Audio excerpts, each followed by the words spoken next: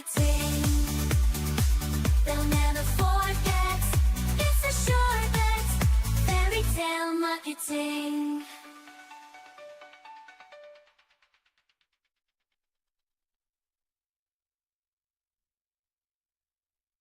Build your brand.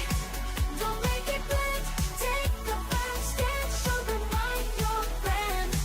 You've got a vision, great. You've got a mission, first rate. It's time to communicate. It's time to relate. Build your brand. Don't make it blend. Take the first step. Show them why you're brand. Your brand isn't a logo or a color scheme. No, no. It's not a slogan, you know, a trademark or copyright. Oh, oh, oh. Build your brand. Don't make it blend. Take the first step. Show them why you're brand. Your brand is everything people say when they're talking about you. Reputation is king when it comes to brand.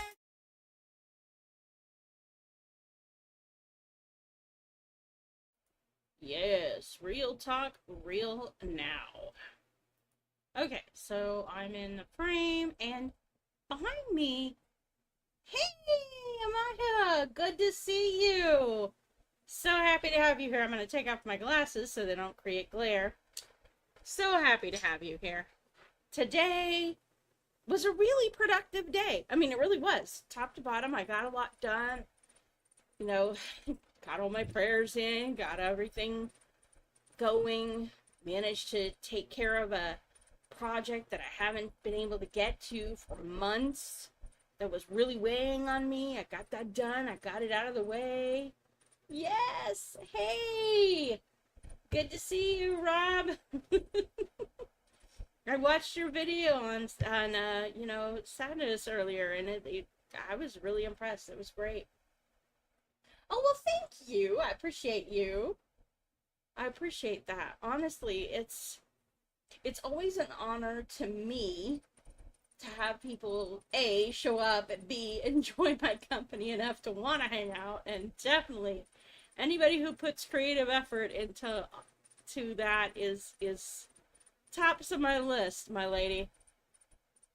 You know, it's funny because a couple of days ago I started this Bible study, and the topic was what it means to be a daughter of God, and whether or not we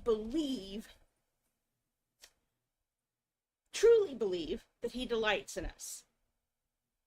And and you know, and they asked me a question that I really couldn't answer, and it was, has anybody delighted in you, or when is a time? Yes, those are very nice flowers, and that's part of the story I'll be telling you.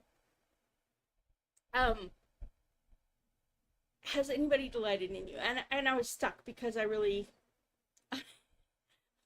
this isn't funny, but it is kind of funny. I was a total disappointment to my mother straight out of the womb. My mom conceived me in the hopes that I would be the first grandson for my dad's parents. Not only was I 2 weeks late, my cousin Jeffrey got there first, but then I had the audacity to be a girl, and on top of that, sin of all sins, I was a night owl. I was a night owl. And so all around, my mom was disappointed with the child she got. Now, adult me recognizes that this was not a character flaw on my part or a reflection of my identity. But you sort of take that in as a kid, right? That you're a disappointment. You weren't what your mom wanted in any way, shape, or form. And so there's part of you that carries that weight. And so, you know, I was praying today, asking God, do you delight in me? How do you see me? And, you know, I got to feeling kind of sad, and I didn't have a good reason to be sad. I really didn't. Everything had gone well today, but I guess that kind of hung over me, that, do you delight in me? And I thought that there was not an answer at first, you know. But then I was talking about my husband And dinner is being served. He is in the process of fixing that for me. He is the reason I have flowers. And you have to understand, for years and years and years, I treasure flowers and I love getting flowers. And my husband was not the kind of man who had a lot of money, and when he did have a lot of money, the thought of buying flowers wasn't top of mind. But today, when we went to the store, that's exactly what he did. Bought flowers, bought steak, he made dinner, went out of his way to make sure that he knew he delighted in me. And thank you. I appreciate that. And, you guys being here is the Father telling me, yes, I delight in you. This is how I see you. And so it means a lot. I don't want to break down upstairs and cry, but I may. Because I've been feeling that. But then I realized, too, as I was standing in the kitchen, is that always before a big blessing comes, a big breakthrough, Satan does his best to rob it from you. Does his best to get you downhearted, to get you discouraged, to get you to doubt God, to get you to stop trusting in God. And I am on the edge of several different breakthroughs. That was the thing that was puzzling me about my sadness. In the name of the Father, Son, and Holy Spirit, amen. Bless us, O Lord, and these the gifts which we are about to receive from the bounty of Christ, our Lord, amen. Sorry to be eating in front of you, but this is dinner. So, always the spiritual attacks will come right before something really good is about to drop on you. And it's done to try and rob you of that. It's done to try and get you defeated and discouraged and downhearted so you won't get what God has in mind for you.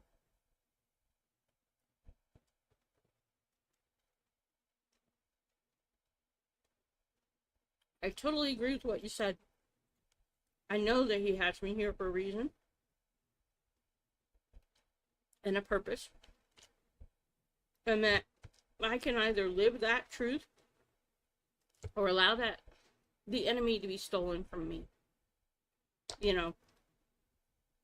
Or more to the point, the enemy to steal it from me. And I think that in the past, I think I would have let that sadness just totally defeat me. But part of what helped was being able to talk it over with Ubi and admit to him where I was at and be honest with him about that. And, as much as my mother may not have appreciated the gift that she received in me, I was what my Father needed. Yeah, the devil only takes interest in those working against taking its interest in working against God. For those who ignore God, the enemy doesn't need to concern himself with them. Exactly. They're already doing what God wants, or what the devil wants. It's only when we start doing what God wants that he really pays attention.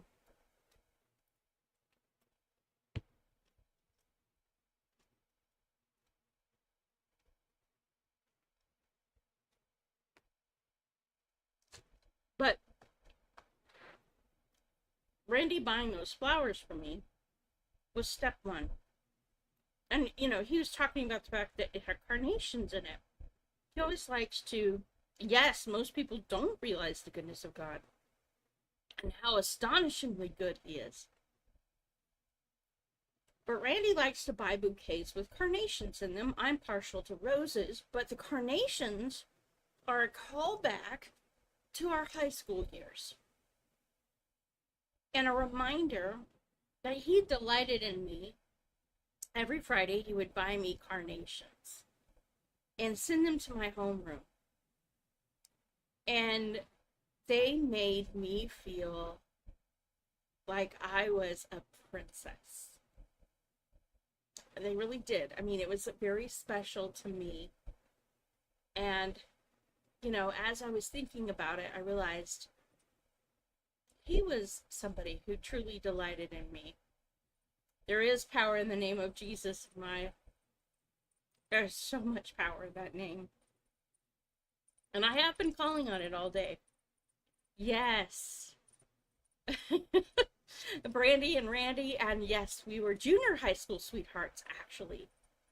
Um, all through high school, though, he would every Friday pay for carnations for me to be sent to my homeroom to me.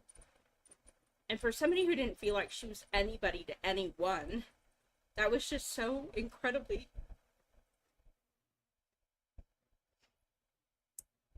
special. And on homecoming, both all 3 years we did homecoming, he bought these giant mums. I'm not kidding. They were ridiculously over the top mums. It was so ridiculous. They were almost bigger than I was. I was 98 pounds, practically tripping over them. They had ribbons all the way down to the floor with all kinds of stuff all over them. They must have cost a minor fortune. But he didn't care. And it was one of those things that made me feel like somebody, for the first time in my life, somebody cared. Somebody saw me and I mattered.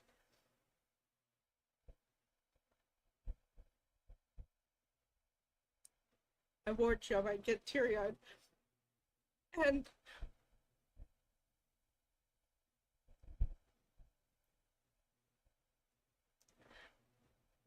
God reminded me of that today. That at my lowest point in my life, when I didn't really feel like I mattered to anybody, he sent me a boy who didn't want anything from me except for me to be me.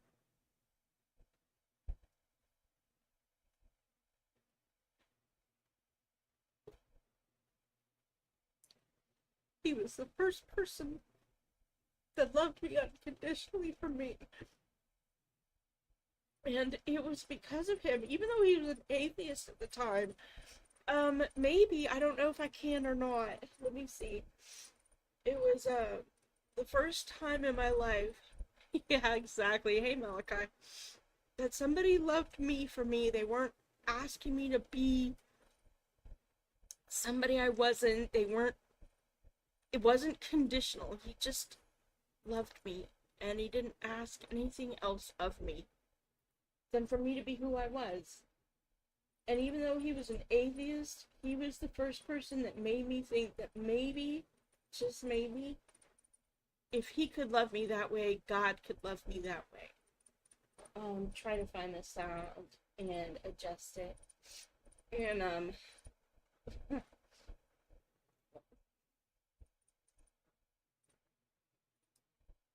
God took the time to remind me of that today. You know, I really appreciate that. I really appreciated having that physical reminder that even if there are people in my life who didn't always love me that way, there were people who did.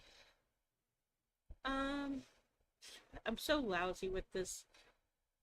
Really not very good at getting my settings tuned in. I usually leave Randy to do that work. Super lazy of me, probably, but let's see. No, I don't know. I don't know how to adjust it. I hate to admit that. I actually hate my own ignorance quite often. Oh, no. Actually, jokes are fine. Jokes are fine. It was,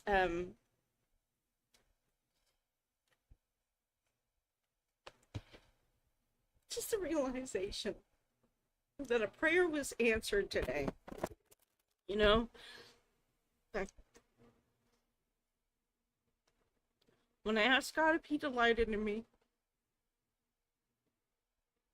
and tried to find a moment where I'd been delighted, he took today to remind me. Yeah. Well, you have to understand that if Randy and I hadn't found each other when we did, we probably would have not made it this far in life. I was definitely not headed down a good path, and Randy was suicidal, and God just took the time to make sure that we found each other so we would live. So we would know there was love for us to have, and so that somebody did care. And at a time in our lives when it didn't seem like anybody else did. So Ubi's here to the rescue to fix the audio. So give me just a moment. I'm sorry. I don't mean to bawl my eyes out over here in front of you guys. That's kind of a little bit. I hate crying. You have to understand that. I really do. But sometimes you just do. Sometimes you just end up crying, and that's okay. I should tell you that's okay. Sometimes emotions come out in ways you don't expect.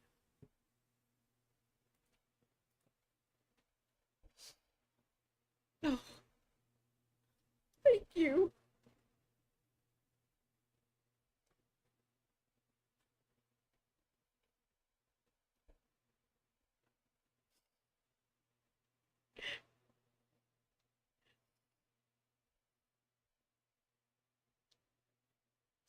No, tears are not bad.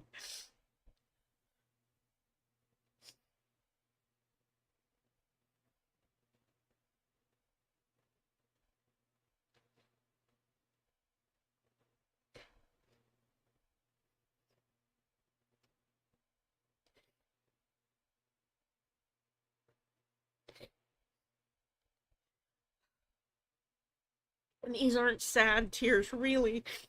Um,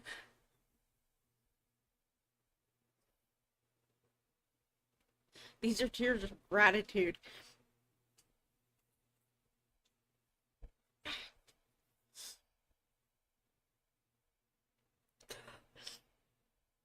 I just happen to hate crying, period. Um, and not only is he bringing me a steak, he's bringing me steak. Solid. Yeah, it's a big old steak. It's a Texas sized steak. But yeah, after so many years of struggle, and there are times when our marriage hasn't been ideal. Our marriage hasn't been happily ever after. And some of that was a large part of that was me, not him, me, because I struggled to see love even when it was right in my face. And so when you struggle to see love and you struggle to receive love, then even when somebody's pouring love out on you, you can end up pushing it away and rejecting it because it doesn't match what you expected. So I'm so very grateful, though. Literally, I spent an entire summer praying before meeting Ubi for God to introduce me to the one. Yeah, no relationship. Well, perfection is not a destination, contrary to what people make it out to be. It's not a destination, it is a journey, and a journey of a lifetime. And we're constantly being perfected in love.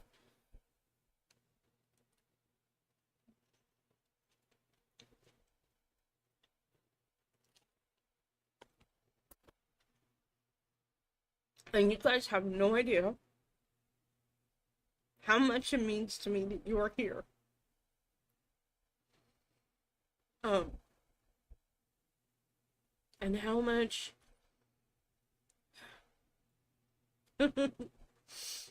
how much I treasure every single one of you.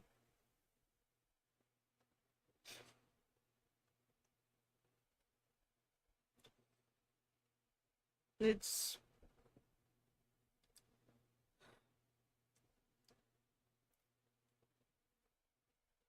hard for me to express, which is funny. Well, okay. I say it's funny because I'm a writer and so I should be better able to express myself, but to be perfectly honest with you guys, unless I've thought about it ahead of time, and work through it quite a bit in my head before I speak publicly. I really suck at one-on-one conversation. That's why I'm a writer. Because there I can pour my feelings out on the page, and I can think through things, and I can distill my thoughts into something, and not have my emotions trip me up. In fact, I started writing when I was 13 because I was being gaslit nearly constantly, and I needed a place to put my thoughts and record my experiences, so that when somebody in my household would tell me that hadn't happened, I could go back to my journal and say, yes, it did.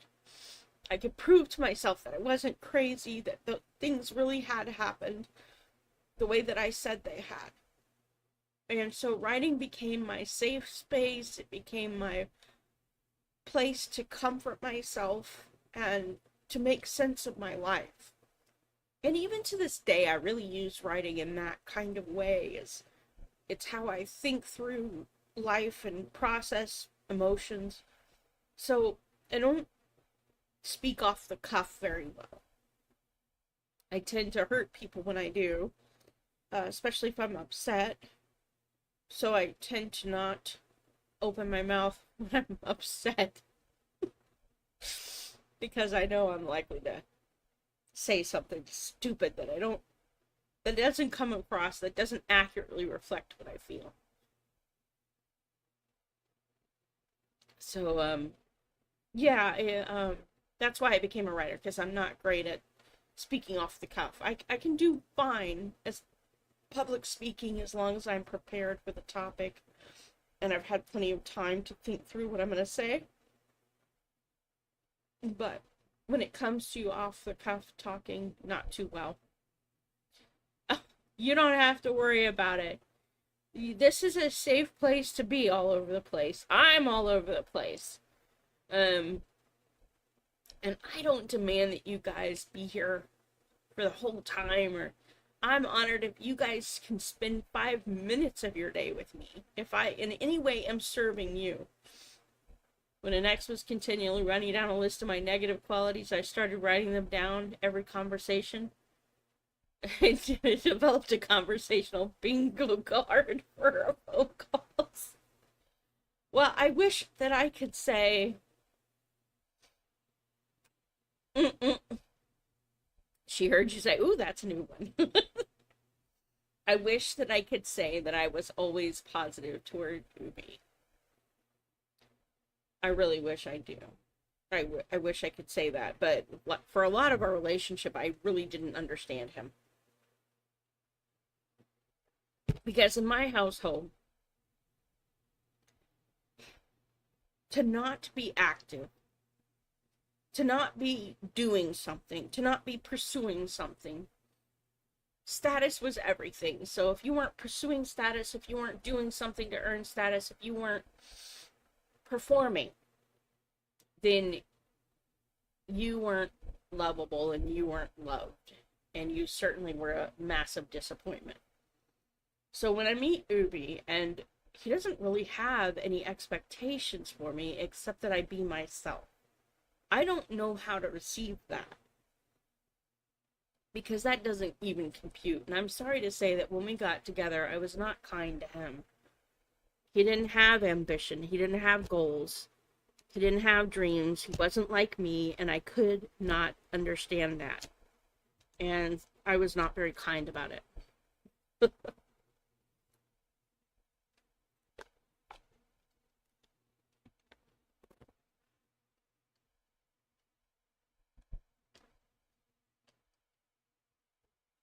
And it has taken me a lifetime to undo that early training,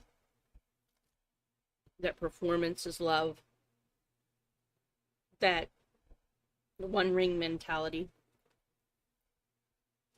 Mm.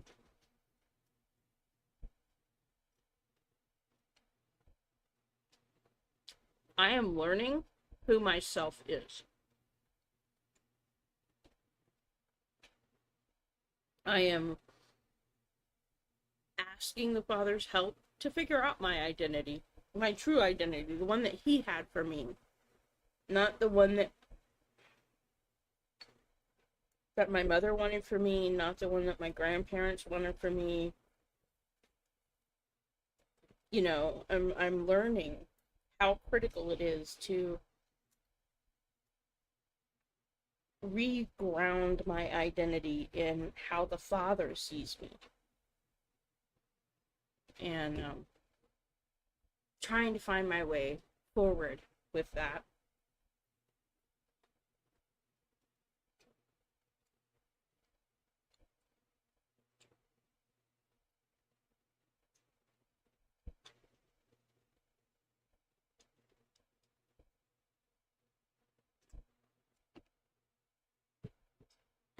And learning not to measure my worth by what I produce.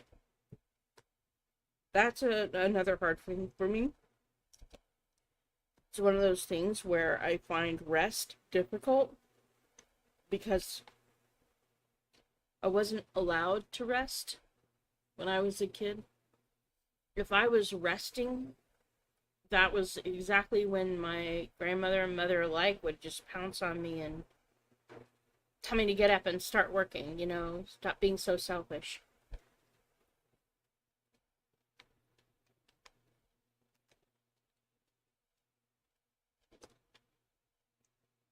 And I'm saying all this not to throw my mother and my grandmother under the bus. Oh, right now this is salad and I've got steak. So, not to throw my grandmother and my mother under the bus. They were struggling with their own identity. My mother, my grandmother, my great-grandmother, none of them had mothers to teach them what it meant to be a woman. My great-grandmother's mother died in childbirth. Her stepmother rejected her. She ended up married at 14 and trying to raise a child at 15. My grandmother had her mother was always sick, partly because of that. The young age at which she had her first child kind of wrecked her body and her health, and so my grandmother was constantly having to care for her own mother while she was trying to grow up as a little girl, and she had a father who didn't really understand, and then so my grandmother didn't know what it was to be mothered, and she didn't mother my mother very well, and so my mother didn't learn what it was to be mothered, to be a mother. And so then she tried to raise me as best she could, but she had a broken playbook to work from. And so it's not to place blame on these women, but they were passing on to me the expectations and the playbook that they received from their parents and grandparents, and it was broken.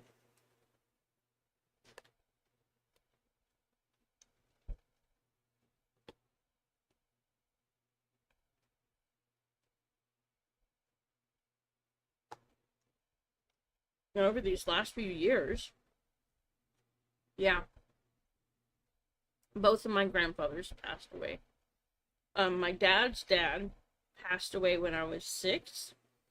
And my grandfather, the only grandfather I really knew, passed away in 2003.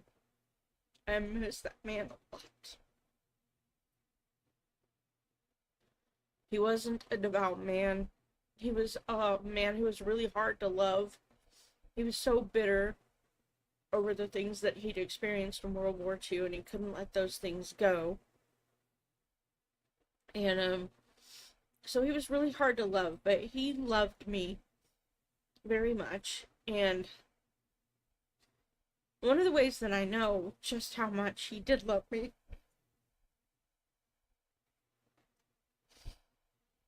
he got dementia toward the end of his life.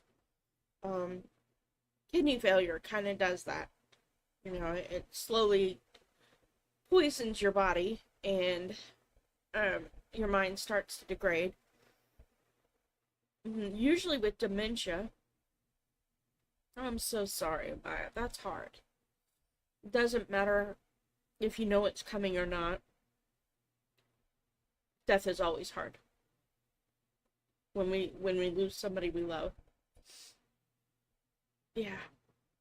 And I think it's meant to be, God lets our heart break for those that we loved so that we'll want to pursue heaven and see them again. I think that's the reason he lets us remember the Garden of Eden. We have an instinctive remembrance of it. The tendency to scream it's not fair when death happens, that's because we remember it's not supposed to be like that. We're not supposed to lose the people we love. Oh, you didn't make me cry. Don't blame that on yourself. I can imagine he's on your mind. You only had him gone a year. And, it's hard when you love somebody and you lose them. You don't stop hurting for them. You don't stop missing them. You just learn to live with it better.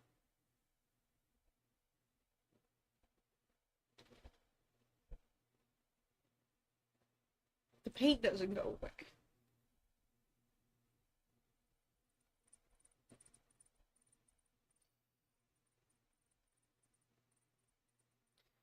Yeah.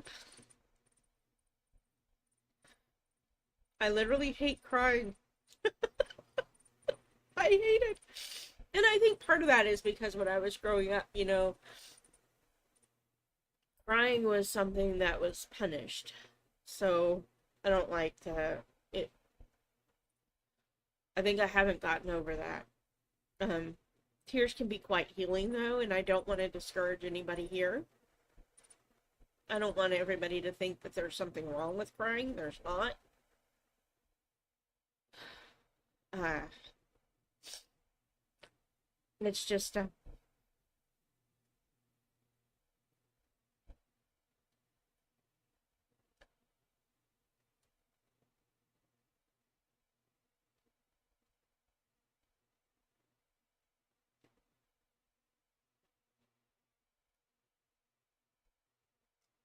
hard to talk and cry at the same time. There is that. But yeah, my grandfather was awesome in a lot of ways. He tried to instill in me a love of math that did not stick when I was younger. It didn't, but as an adult, I worried whether he went to heaven or not because he wasn't a particularly religious man.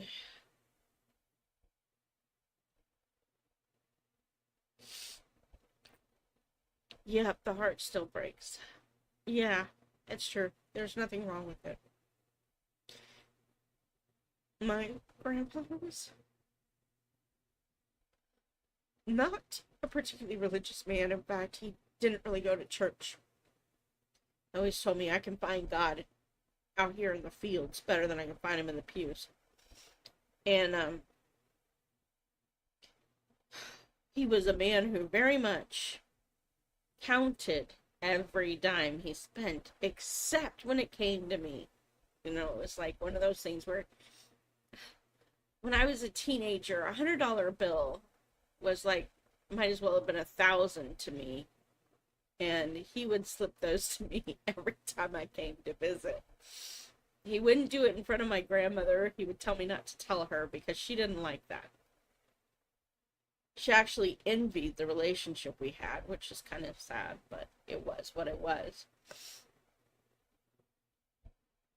But one of the ways I knew how much my grandfather loved me, as I said, he got dementia toward the end of his life.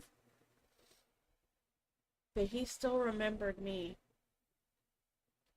Usually the last memories you form are the first to go, but he never forgot me. He was a little puzzled by how I looked at the time because I didn't match the image he had of 15-year-old me, which is kind of where our relationship was stuck in his mind. But He never forgot me. Just like he never forgot my grandmother. Ever. Not once. They were married for 35 years. He was 81 or 2 when he died. He never forgot her. Always was looking for her. I had never known how much he loved her until he got sick. And my experience with him, combined with my experience with my grandmother and having worked on the rehab floor, I kind of realized that there's a purpose to dementia. It really does serve a function. Because the human heart, without God's help, has a great deal of trouble forgiving and letting go. And that's forgiving ourselves, forgiving others. It's very, very difficult for us. Our bias, our internal beliefs, ideas, assumptions, and stories that run our brain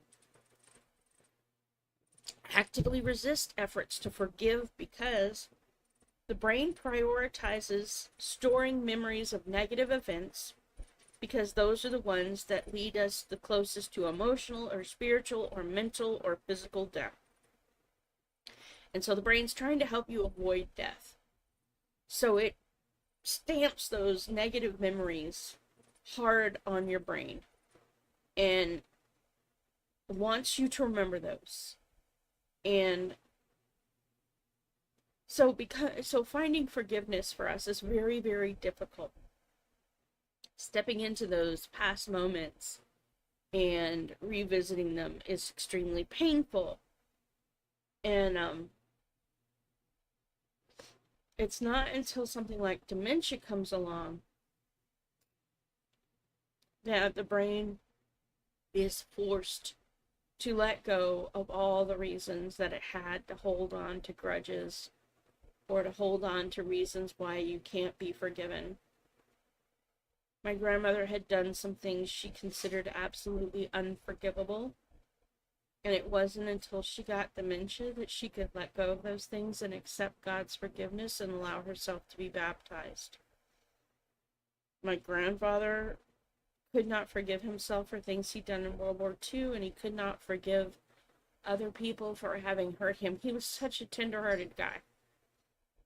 And he took things so hard and held on to them so deeply that it took him getting dementia for me to finally see and meet the real man who'd been underneath all of that anger and bitterness. And so in my own way, I am grateful for dementia, for the work that it does. You're family to me too. You all are. You're in my prayers every day. I don't know what you need, but I know that God does. So you're in my prayers. And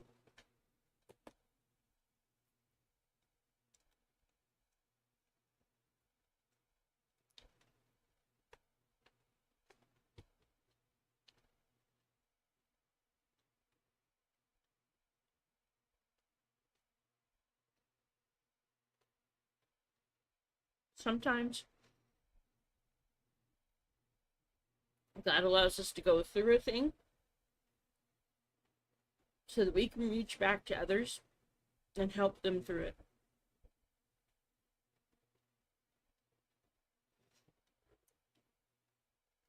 You know, sadness is one of those emotions that kind of tells you that there's something missing in the ingredient, the recipes of life. Oh, sorry. I try. I do try. Well, let's see if I can figure this out.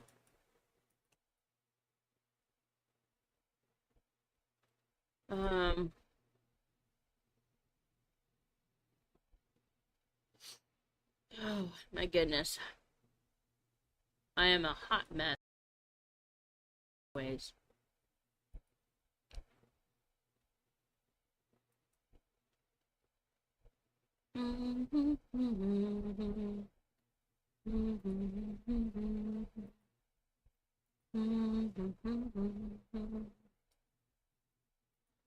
Oh, any rate,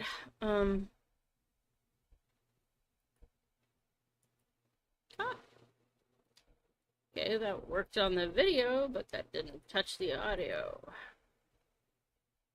Let's see if I can find where I can play with it.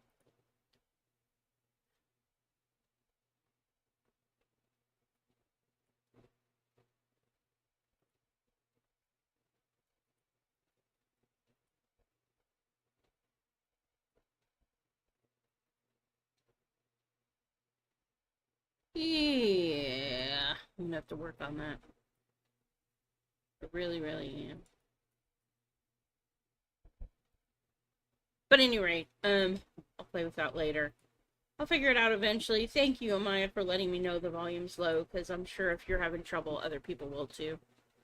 Oh, okay, so the picture with the cellist and the host, that is a piece of artwork that I did. That is the Eucharist. And then that in the top corner there is the Mother Virgin Mary and baby Jesus with the Holy Spirit. And then those two on the bottom are the Sacred Heart of Jesus and the Immaculate Heart of Mary, and that's something I bought off the internet.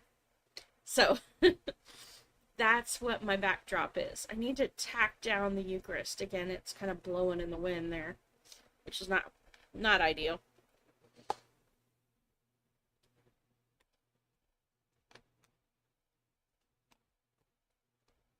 But yeah, I kind of needed today pick me up.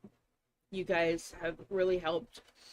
Ubi buying those flowers super helped, and because it reminded me of how I felt as a kid in junior high and high school, getting those carnations on Friday, him getting those giant mums. I wish I had a picture of these mums. They were outrageous. You have no idea. Like, the mums themselves were probably as big around as my head. And I was a tiny thing, 98 pounds. And then they had these streamers that would just come down, and they had all these little doodads on them. So cool. It made me feel like a princess out of a movie. Cherished, beloved, delighted in. And it wasn't until we got married that I kind of lost that confidence for a good long while. Because that's when I really encountered Randy's depression, full stop. And I didn't realize what all he was going through, and so I wasn't super kind with it, like I said. You know, I didn't understand it. I also didn't realize how much of an advantage being Christian gives you over an atheist. It really does. You know there's something beyond you. You know there's something greater than you. That there's something beyond death. And an atheist doesn't. At least not one that came from atheist background. His parents had maybe a bit of a religious upbringing. They weren't devout, and the only time my husband ever was sent to church was for weddings or funerals. So he didn't know God. He didn't know there was a reason for hope. Oh, you know, that's so funny. I'll tell you a true story. It makes me laugh even now. Years ago, I was coming back to the faith, and I heard Father Karapi giving a talk about the Eucharist. And it's Jesus Christ in the Eucharist.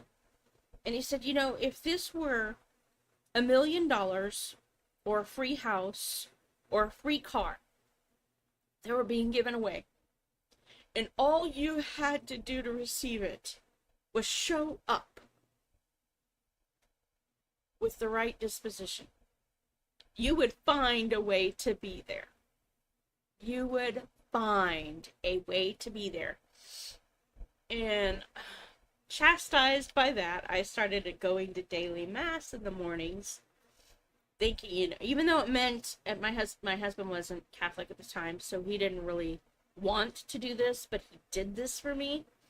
which he would take me to mass, sit in a parking lot while I attended. And I would go in and attend mass and come out, and I thought nothing of it.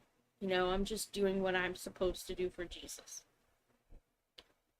And 3 months of this go by, and I go to this women's breakfast, and this woman that I do not know from Adam comes up to me and says, "Oh, you're that little angel.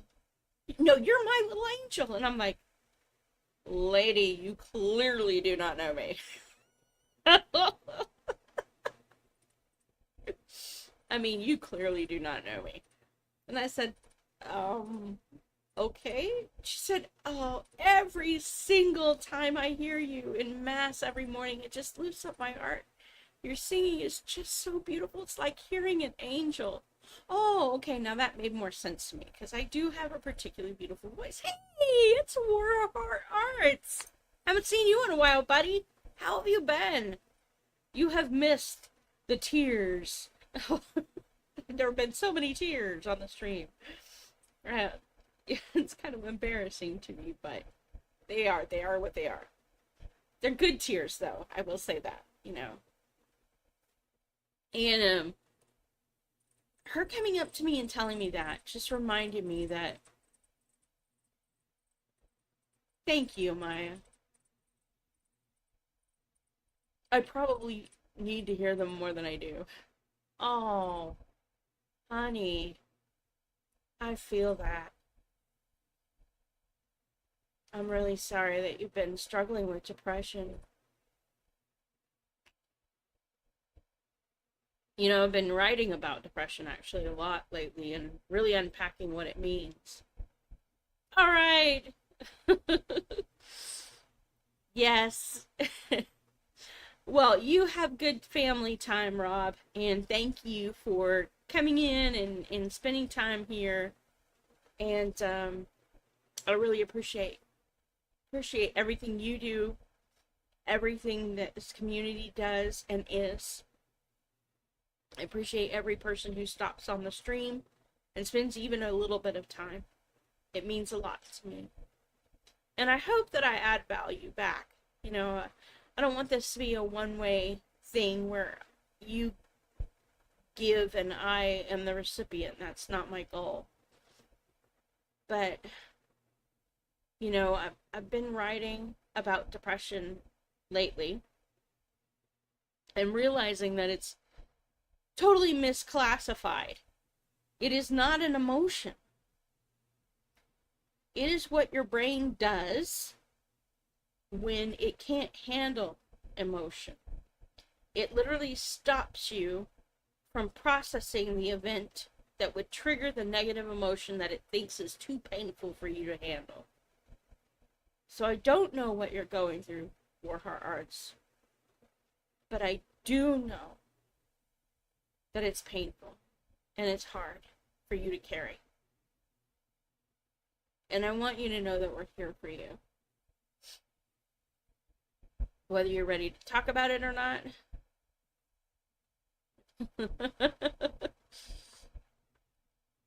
Isn't relevant. If you want to talk about it, we certainly can.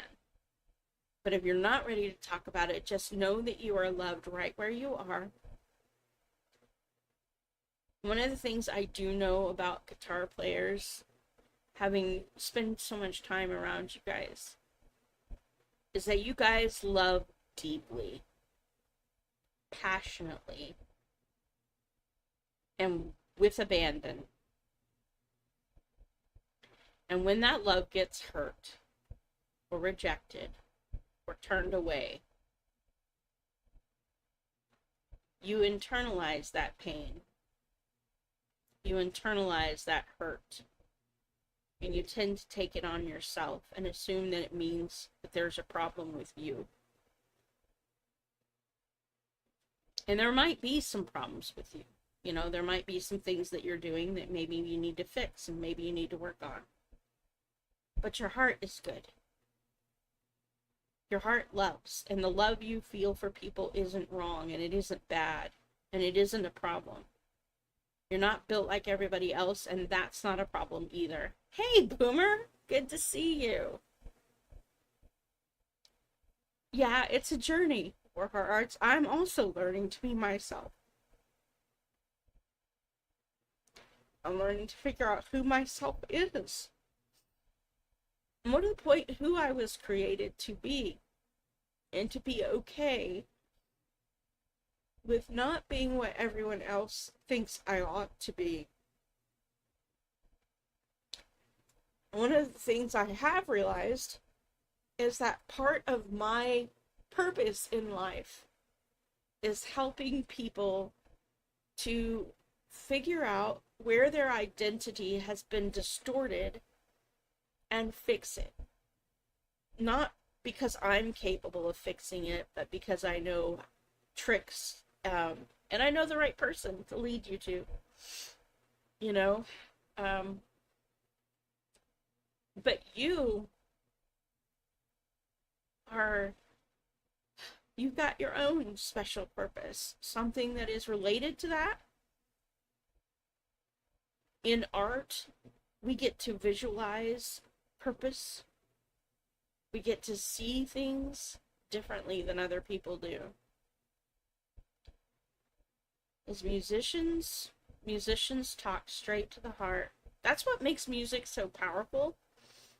You know, I used to think that the first exercise that you should have somebody do who's struggling with depression is have them write, free write, because, you know, it's just dropping your thoughts on the page and then sorting them out. But then I realized, no, when you're depressed, you don't even have that much energy. Picking up the pen is overwhelming. What isn't overwhelming is turning it up. Most of the time, somebody who's depressed can either put on music for themselves or ask somebody to put on music for them. It's a very low energy output requirement. And that music will go straight to the heart of where they're hurting the most. And we'll talk to them in that space. Now, it should be the right music. It should be something that uplifts them and doesn't. I mean, you might want to put on a sad song if you're struggling to get in touch with your sad emotions, but don't stay there. Because it's so easy to drop into the feels, the negative feels, and stay there. It's okay to get in touch with your negative feelings, but then bring them into something positive and something helpful. I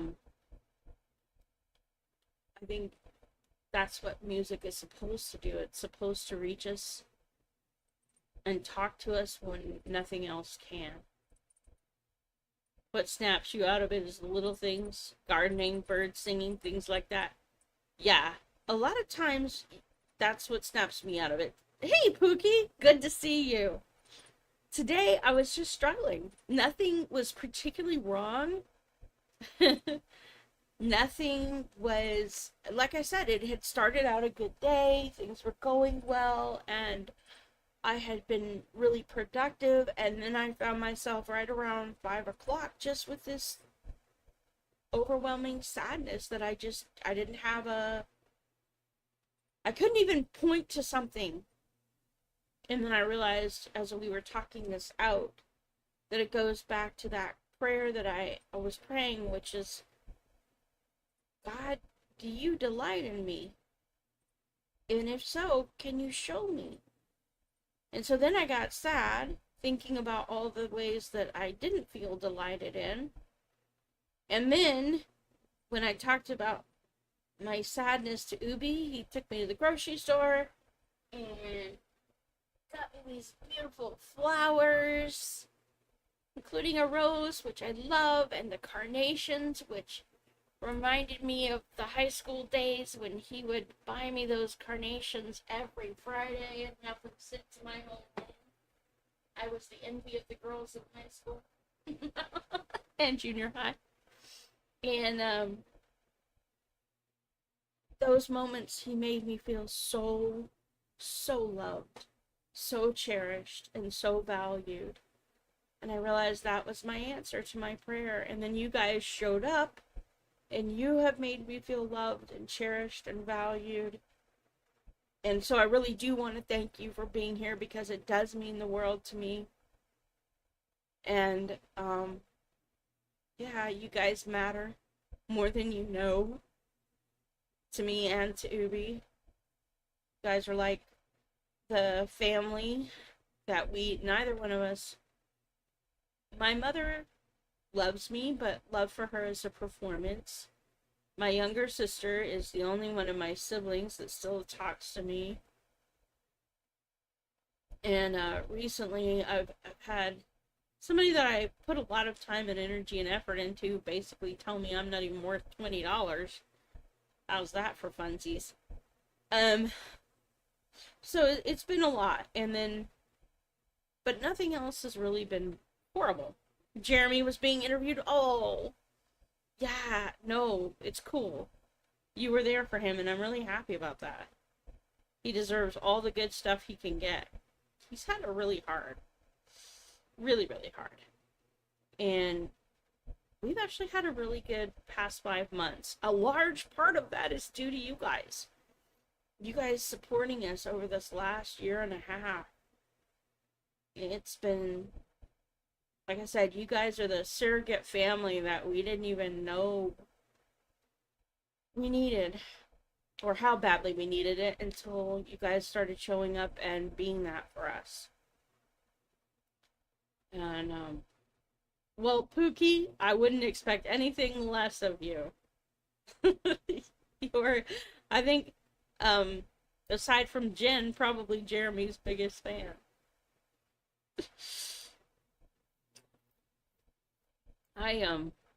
Well, thank you, Pookie. Thank you. Sometimes I wonder if I make any difference at all. I'm sure everybody wonders that sometimes. But lately, that's been the biggest question on my mind, is, do I matter? If I left the world tomorrow, who would be impacted by that?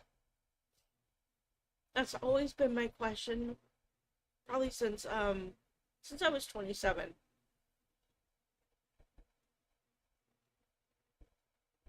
I try always. I want to leave this world knowing that it's a better place for my having been in here. I want to know that my life meant something. When I was really younger, I didn't care. I was all about me, and I was all about what I could get.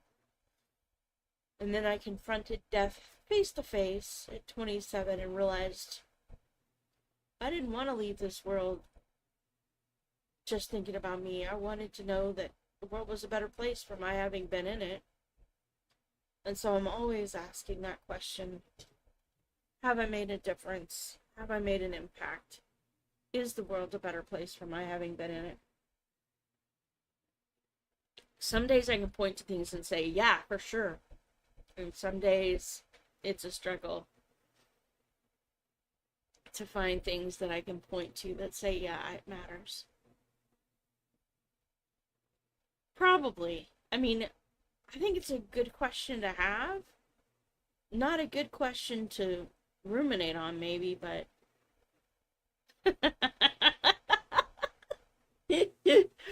yes, it's true. It's true. No, he has been not always somebody I understood. So understand that where we are in our relationship has been a battle to get here. And I love him more than I've ever loved him in my entire life.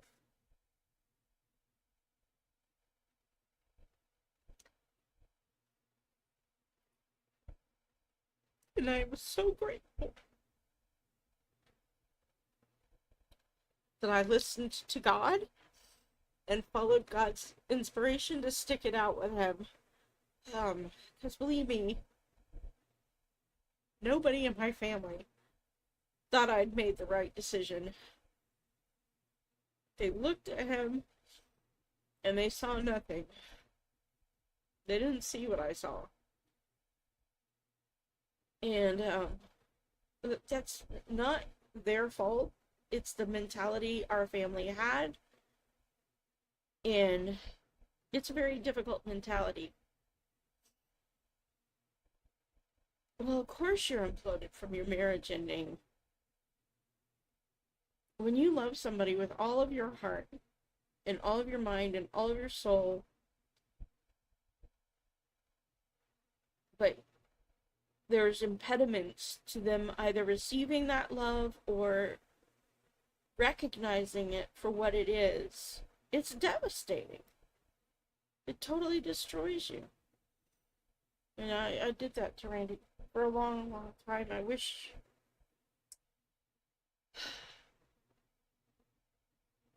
I'm grateful we went through it on the one hand because now I can tell other women. But I wish I hadn't had to put him through it to get there. I didn't have a good understanding of what made him so valuable. It's kind of sad because for a lot of years he would ask me, well, what do you even need me for? And I couldn't answer that question. Because to me, because of the mindset that I had this one ring, I call it a one ring mentality, where you're always pursuing this next thing that's going to make your life better, that's going to fix your life better, that's going to make everything better. Oh, no worries, Malachi. Yep. The acoustic guitar lying on the workbench. Yep, you gotta finish that up, buddy.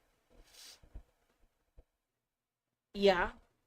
And that is probably the greatest gift that will ever come to you out of that marriage breakup. Oh, thanks for being here, Malachi. Is the recognition that the first person you've got to learn to love is you. Before you can love anybody else, you've got to learn to love yourself. And you've got to understand that love is not a performance, that it isn't about what you do.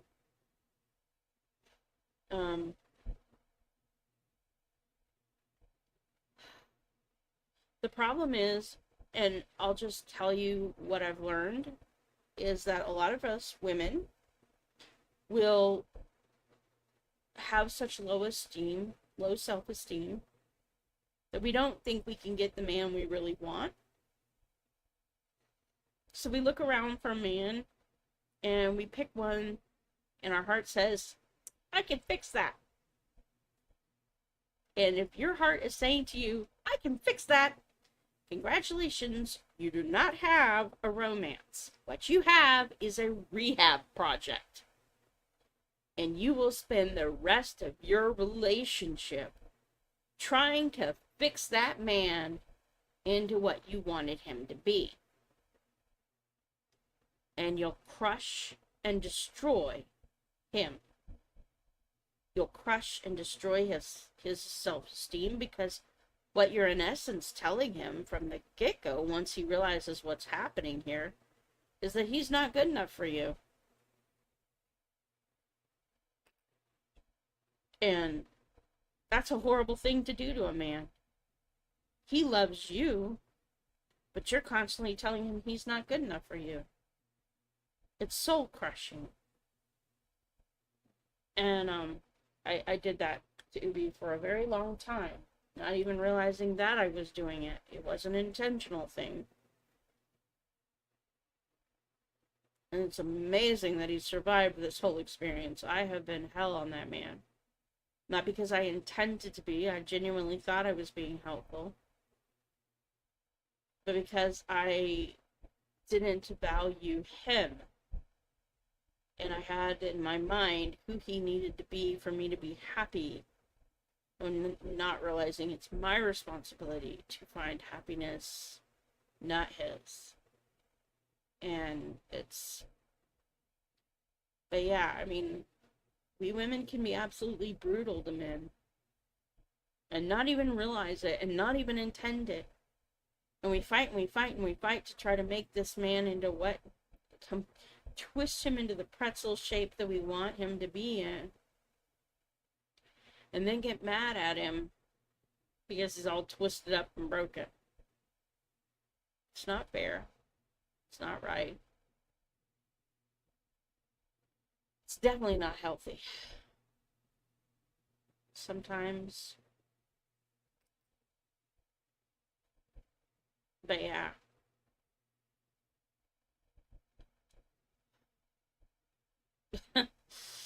Yeah, I know. Well, it happens more and more in a society where women don't understand their strength and their power, and where women are trained to look for performance as the key metric for whether or not a man loves them. And whether or not she's lovable. A woman who's a perfectionist is a woman who has a really low self-esteem. And one of the things I will tell women all the time is we don't need a women's empowerment movement. Women have all the power. We are the ones who shape boys from their very first instant of life. Everything a man becomes, he becomes in a woman first. And women need to understand that a man, especially a man who's been crushed by life, values himself by what he sees reflected back at him in the eyes of the woman that he loves most. When he's a boy, that's his mother.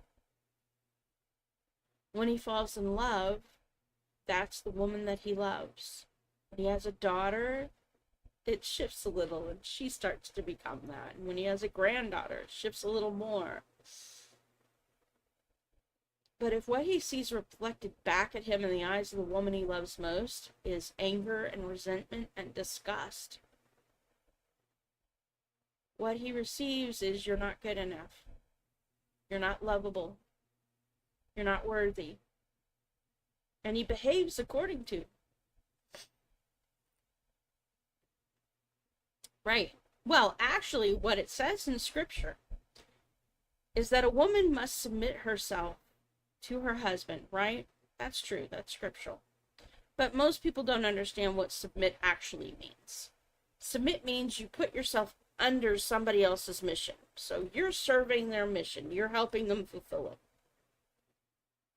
But the first line of that is that husbands are supposed to lay down their lives for their wives as Christ lays down his for the church. So the mission of a man is to literally lay down his life in defense of his wife. And a woman is supposed to support him in that mission. And if you understand that properly, then you kind of understand why it's actually counterproductive to work against that mission. Provided that he understands what his mission is supposed to be. Society can get a man all messed up. And he can think that his mission is to use his strength to bring other people into line and force them to do what he wants them to do. And no, not meaning work to death. No. No, meaning that he's supposed to be willing to defend her with his life if necessary. And to uplift her and uphold her. A man's job is to use his strength. To be strength for those who aren't strong. I believe this is why God reveals himself as a father. Because without a proper role model, men naturally default to using their strength to oppress others. That's not a bad mark on them. It's how it works. We don't understand how to be strong until somebody shows us what real strength is. Even, women need to realize how much bullying they do of men, not because they intend to. They think that because they're physically weaker, that what they do emotionally to a man doesn't count. But what we do emotionally to men very much does matter and should be factored into the equation. A woman can totally dismantle a man in minutes, emotionally strip him. And we are not cognizant of how powerful our words and our actions can be. It's taken me a lifetime to learn that. A lifetime of Ubi loving me through moments where I was the bully in the relationship and didn't even realize it. And I think we need to reevaluate how we handle the male and female relationship and how we as women view our role in that. You know, all this women's empowerment stuff, buddy. Y'all don't need to be empowered. You need to learn how to use your power correctly. You need to learn what your power is, first of all, and then how to use it in a way that doesn't destroy and dismantle people. I hate where the feminist movement has taken.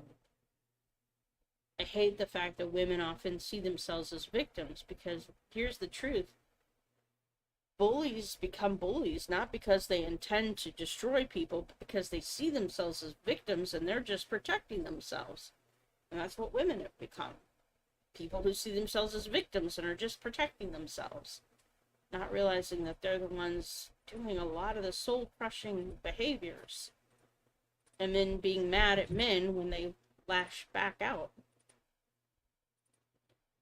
I'm not excusing domestic violence.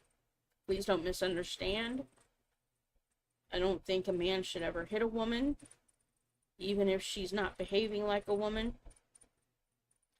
Because all it takes is one moment of him losing control and he can kill her. That's a reality. That's a fact. Now, he might need to put her in a lock. She can definitely do damage, and there's no lie about that. A woman coming at you with a knife has definitely taken her life into her own hands and does need to be stopped by whatever means are necessary. But an unarmed woman versus a man can very easily kill her with one blow. That's all it takes. One moment of lost control and she's dead. And that's a reality that has to be drilled into a man's head, not for her sake as much, but for his. He has to understand how powerful he can be. But by like token, a woman's words can kill with a single word. She can kill with one statement. Crush a man's soul, destroy his heart, ruin his drive to live. And we need to be held accountable for that too. Women need to be taught how powerful they are and how to use that power for good, not for evil. I don't think we're doing enough of that. It's just my opinion. And I'm sure there are plenty of women who wouldn't agree with it. I'm sure there are plenty of men who probably also wouldn't agree with it. That's fine. But that is my stance on things, is that we, as a society, lost sight of how important it is for a woman to guard her tongue and learn to cultivate love, because that's what she's built for. She's a community builder. I mean, we build community in our own bodies, right? A man's very first community is him, his wife, well, after he grows up anyway, him, his wife, and his child. That's his first community. Women are natural community builders, and we need to recognize that because of that, we can cut the heart in ways that nobody else can. So, those are the thoughts in my heart tonight, you guys, and I appreciate you showing up. I have rambled on for almost an hour and a half now. Definitely appreciate you being here. Men can do better at empathy, but realize, let me explain something about the difference between men and women. And this is, I want you to keep this in mind because it actually pans out pretty well. I don't know if you guys are familiar with DOS, right? Disk operating system. Back in the early 90s, late 80s, right? We had DOS. And in order for it to work your computer, you had to know the exact right command to give it. It didn't take hints. It was not at all user-friendly. You had to know the exact right name for the exact right program, and it could only run one program at a time. But it did with maximum efficiency. Very efficient program. Very stable operating system. Very rarely failed you. Very simple. And that simplicity made it incredibly efficient. Now, men are like DOS. They don't take hints. You need to tell them exactly what you want. And when they understand what you want, they will do it to maximum efficiency, but they don't multitask. Don't expect that of them. They're not designed for it. Women are like Windows 98. I don't know if you guys remember Windows 98. The joy of the blue screen of death. Every 15 minutes, roughly. And I'll explain to you why, because I did tech support, so I understand why it was doing the blue screen of death. What Windows 98 did was attempt to be so user-friendly that it would keep pods of memory, all these programs running in the background, so that the minute you needed them, boom, you could access them. And eventually it would have so many tasks running in the background that you didn't even know were running, that it ran out of all of its memory, blue screen of death, and all you could do to fix it was reboot. That's women in a nutshell. We do multitask. We have so much multitasking you cannot believe. This is why we also usually have like 15 tabs open on our browsers, and it drives men crazy. We can't afford to task switch the way a man can, because when you're taking care of children, you don't get to tell 6-month-old Timmy, a 1.5-year-old Bobby, 3-year-old Jenny, and 12-year-old Nina to wait. Just wait. It doesn't happen, right? One of those kids is going to die. Mom's got to pay attention to them all at the same time, keep track of all of them at the same time, and make sure they're all safe and cared for. Emotion is her superpower because she's got to be able to guess at the baby's nonverbals, right? She's got to be able to guess those accurately in order to keep that baby alive. So we are clued into your nonverbal communication. We are clued into every single hint of body language. We are very user-friendly. But that also means our energy and resources get expended quite quickly. And so eventually we go and, need a 10-15 minute break to reboot, right? We are built for relationships, so that's why we do multitask. That's why we are emotional. That's why our literal operating system is always judging based on relationships first. Relationships are our highest priority. You think it's not logical what we're doing, but it is logical. It's very logical in terms of relationship. What is it going to do to the relationship? How is it going to affect the relationship? Is this going to harm it or help it? That's our thought process. Now, exactly. The one thing that was made clear what you wanted, right? See, we get mad as women when men don't do what we do because we're expecting from them to be able to do what we do. but they're not built that way. They can't do what we do. They don't have the operating system capacity to do what we do. Now, here's the thing. Men compartmentalize in order to get things done. When you're on the battlefield, you cannot afford emotions. So you compartmentalize them. They get tucked away until later. You don't have time to process. You've got a battle to fight. And a battle fought effectively doesn't happen when you're taking care of all of the baddies on the field. No, you got to focus on one baddie at a time. One giant at a time. Take that down, move to the next, move to the next, move to the next, move to the next. Until they're all done. And men are built for that. That's exactly what men are built for, because they're supposed to stop whatever's trying to get to her so that she can protect the kids. Now, men get frustrated with us because they can't understand how we operate. Women get frustrated with men because they can't understand why we can't understand why they can't do what we do. And so we get impatient with each other. But we're both designed for specific functions in the home, and they're complementary. They work well together if you understand that. If you understand what each system is designed to do, you understand why men have a hard time dealing with emotions. Because they can't afford them in a lot of cases. So when they have a workforce operating,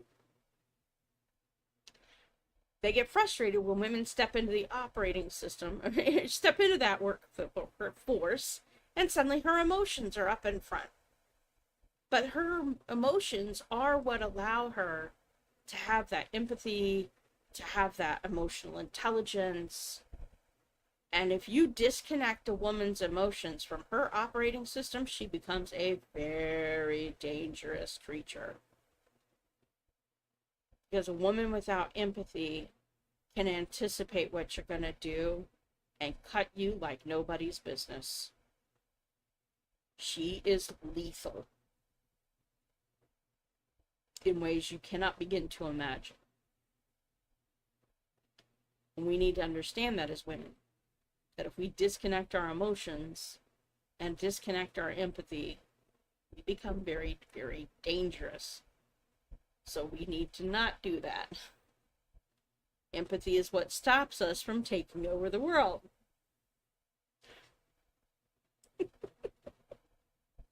And no, I'm sorry. All these women out here telling us that the world would be a better place if women run it. Oh, please. Lord help us. Have you seen Mean Girls? Have you seen the movies where girls are at each other's throat? Yeah, I don't think so. Women running the world doesn't make it a better place. Doesn't guarantee it a better place. We'll put it that way. We need the complementary. Yes, a man like that is also bad news. The most dangerous man is the one who is in denial about how powerful he is.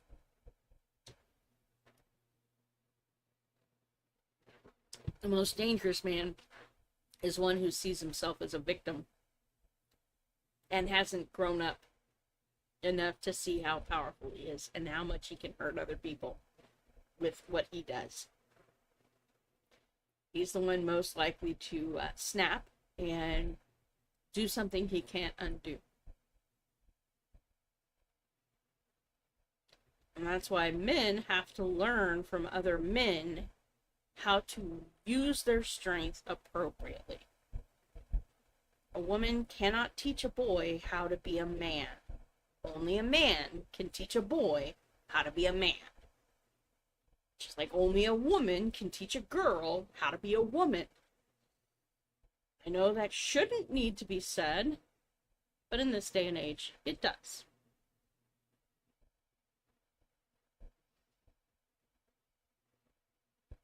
Yep. Yep.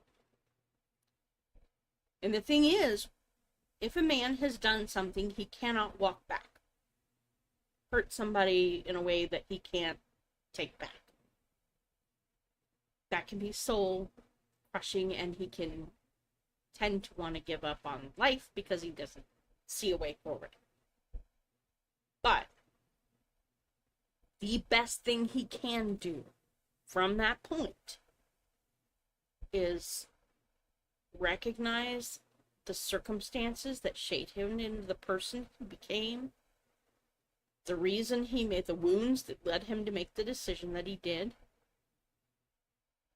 figure out what he should have done better, what he could do better, step forward and start leveraging that to help teach other boys how to avoid making that mistake.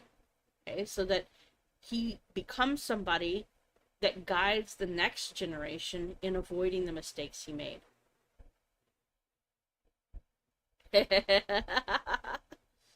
My mother taught me how to shop for the lowest price, and that allowed me to survive. And I taught that to Randy. Actually, he's pretty good at shopping for the lowest price point if we have to, and comparison shopping, and being very frugal with money when we don't have a lot of it. Now, we don't have to use that talent these days. We don't have to, but we still often do. I never actually found joy in shopping. It may sound strange to you, but I never did, because it was hard to find clothes that fit me. I was teeny for most of my growing up years. In fact, I was 98 pounds and 5 feet even at 6th grade, and I was 98 pounds and 5 feet even when I got pregnant at the age of 19. Literally didn't grow for 6 years. Then I got pregnant, and apparently my body said, oh, you have a problem with your metabolism. Well, let's fix that. You couldn't put on weight before. Now you're not going to be able to take it off. Thanks, body. I love you. So I'm not a big fan of shopping unless it's for tech toys and sewing stuff. Then, yeah, I can do a lot of that. Art supplies, too. So, those are my tech, sewing, art, writing stuff, the creative stuff. Yes. But yeah. I do believe that we need we very definitely need to have more sit-down conversations with men and women, and more dialogue, and more understanding, more listening. Yeah, shopping for essentials isn't fun. I'm not, like, super plussed. I also don't really care about shopping for clothes. It's not a joy for me. Yes, gifts for others do bring the most joy.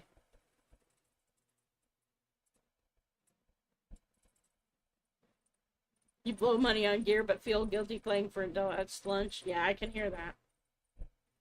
Yeah, but think about what the gear does for you. If you think about it, making music actually is an emotional regulator. That's part of the benefit of music, period, is that it does literally help regulate our emotions, right? The beats help our heartbeat regulate itself. The right tones can calm down stress, reduce cortisol, reduce adrenaline, or get it pumping if we need it. So we use music to regulate the emotions. That's part of its job. And it's so I can understand why you would be tempted to blow money on gear but feel guilty paying for a deluxe lunch, because you might not value your body too much if you don't particularly like yourself, but you do value the emotional release you find in music. That would be my summary assessment of the situation. Whether I'm right or not is another matter. I'm okay with being wrong. I've been wrong for a lot of my life. No, why break the trend now? But yeah. All right, it is 8 o'clock p.m. You guys have been with me for a while, and I do appreciate you every moment you have spent here with me. I very much want you to understand how loved you are, how valued you are, and how much I appreciate you being here. And I hope that you take some of what we talked about this week and let it help you. Let it help you move you forward in some way. If for no other reason, if I've done nothing else and helped you understand a little bit more about the difference between men and women, that's to the benefit. I can't heal everything, but if I can help you